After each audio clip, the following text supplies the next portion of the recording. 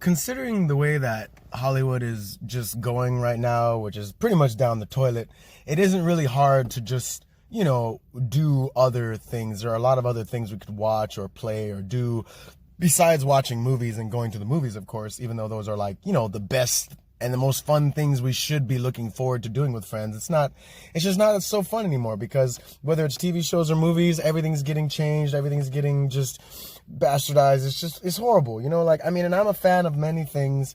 And, with the way that Doctor Who's being treated right now, with the way the Marvel Universe is being treated right now, it's just like, man, all the things that I loved when I was a kid are just being taken over by people who had no respect for them back in the day and could care less about them.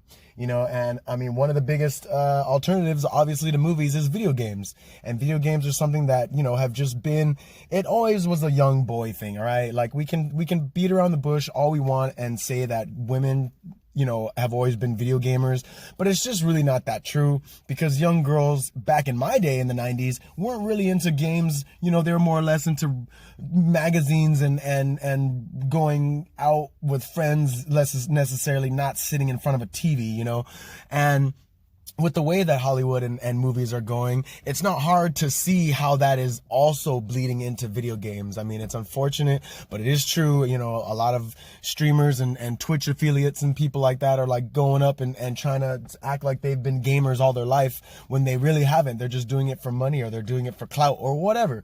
But one game in particular that I think really showed like how everything is merging, that just shows how video games are becoming like the new movie, like the new film industry will be the video game industry in a couple years, but Death Stranding was Hideo Kojima's first game on his own with his new Kojima Studios or Productions, whatever. He's the one that made the Metal Gear Solid series. He helped with Silent Hill, all that stuff. And Death Stranding was his first venture out into making games on his own or whatever, right? And he had help from Guillermo del Toro. Norman Reedus from The Walking Dead was the main character of the game. The villain was Mads Mikkelsen. It was awesome. The cast of the game was phenomenal, because it was just since when was this a movie? This is just supposed to be a video game, but it had so much going for it, and it had so many aspects that it was like a movie. But when you played the game, I'm not gonna say that Death Stranding wasn't a fun game, but I will say that, for fuck's sake, it just took so long. The world was fun and engaging, but the fact that you had to run around and go from point A to point B, back to point A to point C, back to point B to point D, to back to point B to go back to point A, it was a lot of running around and doing this and that, which was fine, because I love games and I love getting immersed into video games and everything like that. But it's just man, it kind of sucked, it was just so dragging. And, my friends were kind of mixed between, yeah, it was fun, but, it was kind of dragging to have to do all that, to also being on the other side, we're oh yeah, it was great, because they would dive into it and be able to, do all the side missions, do all the quests. But it just, man, it wasn't worth it for the payoff. I will say it wasn't really worth it for the payoff. I enjoyed the game as a whole, but I did beat it. I completed it, but it's just, man, the ending was kind of lame. It just wasn't, it was kind of lackluster. All the story was, you had to read. So a lot of the story was in memos and documents and stuff that you would find throughout the game and that you were given throughout the game. So it was a lot of reading to get into the lore of the history of the world that the game, just discusses and throws you in. But it's not fair to the people that enjoy cinematic cutscenes and waiting for that cutscene to come that just dumps all this exposition on you in grand fashion, but it wasn't like that. It just kind of came at you in spurts, but you had to read about it. So if you weren't really into reading and you just wanted to play the game, you didn't really find out what was going on until the end. But at that point, it was kind of I was kind of lost lost in the story. Like, not lost as in I was like, oh, this is so great. It was more like I was lost in it of like, oh shit, like I forgot that this had happened, or like, why did this happen, or whatever. Like, you know, there's a lot going on. And Hideo Kojima is a great guy. I think he's a fantastic creator and a video game designer.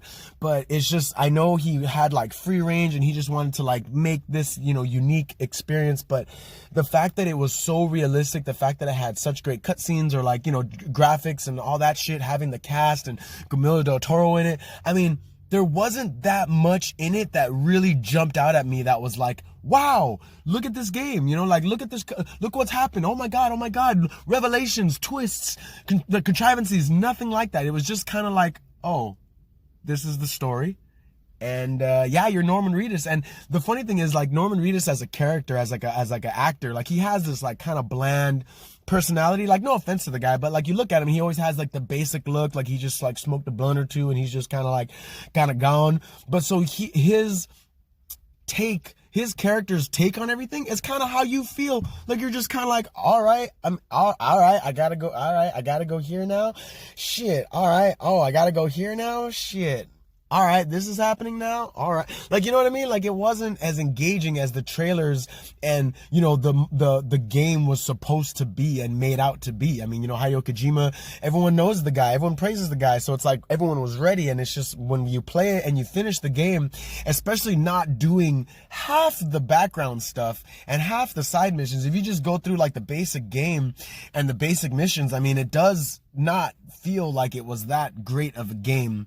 But visually and everything, yeah, it was fun. The bosses were fun, but like, I mean, they weren't that crazy. You know, Guillermo del Toro being in the game, I mean, you know, having help with the game, it didn't really add anything. So I'm not going to say that him being in it really helped. It was just for clout and for the name.